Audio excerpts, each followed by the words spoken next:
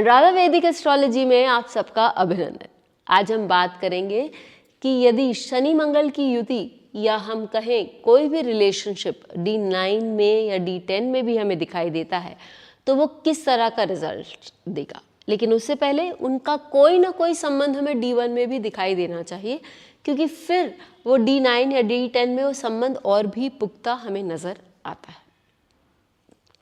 तो शनि एक ऐसे ग्रह हैं जिसको हम बोलते हैं कि वो मंद हैं, वो धीरे धीरे चलते हैं, वो बहुत डिसिप्लिन्ड हैं, ऑर्गेनाइज्ड हैं, उनमें किसी भी कार्य को करने की बहुत अच्छी क्षमता है, क्योंकि वो जानते हैं कि किसी कार्य को करने से पहले उसकी एडमिनिस्ट्रेशन को किस तरह से आपको स्ट्रांग बनाना है, करना है।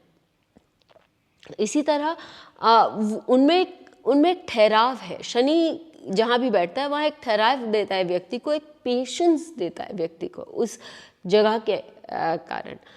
लेजीनेस भी कभी देता है यदि एफ्लिक्टेड हो, लेकिन पेशेंस और ठहराव तो डेफिनेटली देता है।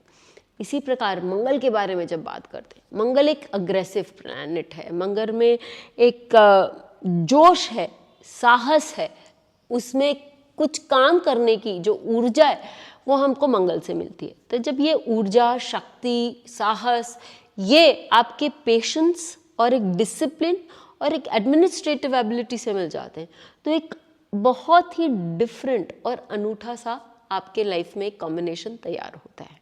इसी पर हम आगे आज बात करेंगे, लेकिन उससे पहले आप सबका धन्यवाद कि आपने हमारे YouTube और Spotify चैनल्स को लाइक, शेयर, सब्सक्राइब किया। यही नहीं, आपने अपने कमेंट्स और अपने सुझाव भी लिखे। यदि आपने हमें लाइक, शेयर, सब्सक्राइब नहीं किया है तो याद से करें और बेल आइकन भी याद से दबाएं ताकि आपको अपडेट्स निरंतर मिलती रहे। तो जब हम यहाँ शनि और मंगल की बात कर रहे हैं तो आप देखिए कि इनका जो कॉम्बिनेशन है वो क्या देता है। वो व्यक्ति को बहुत फोकस देता है लाइफ में और एक ऊर्जा देता है कि आप अपने काम को साहस पूर्वक और एकदम पेशेंटली करते रहें, किसी भी चीज़ से नहीं डरें। मेरे पास ऐसे चार्ट्स हैं जहाँ मैंने देखा है कि ये कॉम्बिनेशन 78 इयर्स, 80 इयर्स, 82 इयर्स के लोगों में है के चार्ट्स में, और वो लाइफ में अथक परिश्रम कर सकते हैं। उनको कभी वो रुकते नहीं हैं, वो किसी भी काम को करने से डरते नहीं हैं, और कुछ भी नया सीखना हो पेशेंटली, आराम से, टेक्निकल काम उनको बहुत अच्छे से आ जाता है। यदि वो अपना दिमाग लगाएं तो वो कभी भी टेक्नोलॉजी में पीछे नहीं हटेंगे। एक और चीज़, अब ये संबंध कैसे आता है? ये संबंध आपका PAC, पोजिशन, एस्पेक्ट या कंजंक्शन, एक दूसरे के नक्षत्र में बैठे हैं, एक दूसरे की राशि में बैठे हैं, एक दूसरे को एस्पेक्ट कर रहे हैं। ये भी नहीं यदि एक जन भी एक की राशि में बैठा हुआ है तो भी वो संबंध होगा, एक तरफा होगा लेकिन होगा। और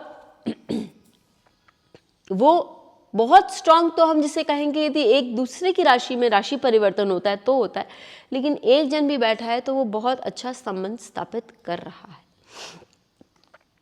अब खाली ये ऑर्गेनाइज्ड और केपेबल वर्कोहॉलिक्स तो होते ही हैं, साथ ही ये गो गेटर्स होते हैं। इन्होंने ये लॉन्ग टर्म की चीज़ें सोचते हैं कि हाँ, मेरा जो ये ध्येय है ये मुझे इस समय में पार करना, और ये पार करके ही रहते हैं, क्योंकि इनमें ये ऊर्जा वो अपने काम के लिए इतनी डेवलप कर लेते हैं कि उनको वो उनका जो गोल है वो अचीवेबल लगता है, और उसमें उम्र में कोई फ़र्क नहीं पड़ता। ये क्योंकि मैं बार बार ये बोल रही हूँ कि मैंने बहुत बड़े लोगों के भी चार्ट्स में ये देखा है। इनफैक्ट मैं आपको एक उदाहरण देती हूँ अभी, जहाँ पर मैंने ये चार्ट जो है वो एक 78 इयर्स ओल्ड जेंटलमैन का चार्ट है। इनके चार्ट में शनि और मंगल दोनों रेट्रोग्रेड है, सप्तम भाव में है, और सप्तम भाव से ये लग्न को भी दृष्ट करते हैं।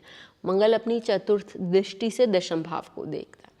सप्तम भाव में होने के कारण इन्होंने बहुत सारे काम अपने लाइफ में किए, तरह तरह के काम किए, और सप्तम भाव से मतलब व्हेन वी टॉक अबाउट तरह तरह के काम तो हम ये बोलेंगे बिजनेस इन्होंने बहुत तरह के किए। और साथ ही मंगल सप्तम दशम भाव को देखता है, और उसके साथ शनि भी दशम भाव में अपनी छाया डालता है, तो ये गवर्नमेंट ऑर्गेनाइजेशंस से भी जुड़े हुए हैं। इन्होंने जब भी अपना कोई काम किया बहुत पैशनेटली उस काम को निभाया है और आज भी अपने सर्कल्स में जिस काम में उन्होंने हाथ दिया था, हर उस काम में लोग उनकी सराहना भी करते हैं और लोग उनको मानते भी हैं। ये तो D1 में हमने देखा कि ये इनका कंजंक्शन में था। D10 में भी कोई संबंध बनता है, क्योंकि ये टेक्निकल काम फिर क्यों कर सके। तो D10 यदि आप देखेंगे तो वहाँ पर आप देख रहे हैं कि ये कुंभ लग्न से D10 आता है और कुंभ लग्न के लग्न पर मंगल विद्यमान है, यानी शनि और मंगल का वापस D10 में भी एक रिलेशनशिप हमें देखने को मिलता है। क्योंकि मंगल लग्न में है D10 के, इसलिए काम करने के लिए उनको ऊर्जा देता है। अब आप बोलेंगे कि ये तो रेट्रोग्रेड मंगल है, तो ये और भी अच्छा है, क्योंकि ये कोई भी काम बेधड़ल्ले से शुरू नहीं करते हैं। ये सोच समझ के और पूरी प्लानिंग के साथ कि उनको कितनी ऊर्जा लगेगी, उनको कितना टाइम लगेगा, क्या मेहनत इन्वॉल्व है, और फिर काम के लिए मना नहीं करते, लेकिन इनकी प्लानिंग, क्योंकि वापस शनि मंगल का कनेक्ट आ गया है, तो वो पूरी प्लानिंग के साथ, पूरी पढ़ाई के साथ आगे बढ़ते हैं और हमेशा प्रायः उनको सफलता प्राप्त होती ही है। फिर हम एक और चार्ट ले लेते हैं जो अब एक युवा का चार्ट है, और ये युवा जो है, ये इनका शनि जो है वो मंगल की राशि में विद्यमान है, यानी कि लग्न पर बैठा हुआ स्कॉर्पियो लग्न पे, और मंगल उसको दृष्ट भी कर रहा है। तो वापस एक बहुत स्ट्रांग संबंध शनि मंगल में आता है।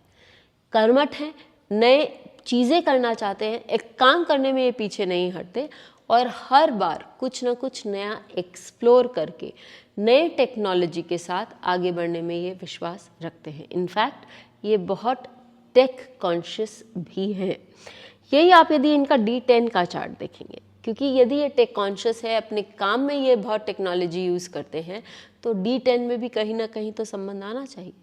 तो D10 में मंगल वापस लग्न पर है, सूर्य के साथ हैं, और जो राशि आती है D10 में वो इनकी धनु राशि बनकर आती है। साथ ही जो 5th लॉर्ड है वो लग्न पे आ गया, और 5th हाउस में एक डेबिलिटेटेड सैटर्न है। सैटर्न यहाँ भी मेष राशि में है, लेकिन डेबिलिटेटेड है। तो आप ये पूछ सकते हैं कि डेबिलिटेशन होने के कारण क्या इसमें कोई प्रॉब्लम आएंगे? हाँ आएंगी। हो सकता है कि ये बहुत सारे काम करने की इच्छा नहीं रखते हों, ये कंप्लेसेंट हो, यानी थोड़ा सा लेड बैक एटीट्यूड हो सकता है, लेकिन जो काम करते हैं तकनीकी ढंग से पूरी साउंड चीज़ होनी चाहिए, और अच्छे से अच्छे डिसिप्लिन और अथॉरिटी एडमिनिस्ट्रेशन के साथ होना चाहिए।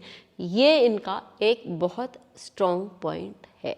एक और चार्ट आप ले सकते हैं, आप चार्ट ले सकते हैं नेताजी सुभाष चंद्र बोस का, और उनका D1 और D10 का चार्ट जब आप देखेंगे तब आपको समझ में आएगा कि उन्होंने इंडियन नेशनल आर्मी की स्थापना कैसे करी, क्यों करी, और उनमें जो करने का जज्बा था वो इतना स्ट्रॉन्ग क्यों था।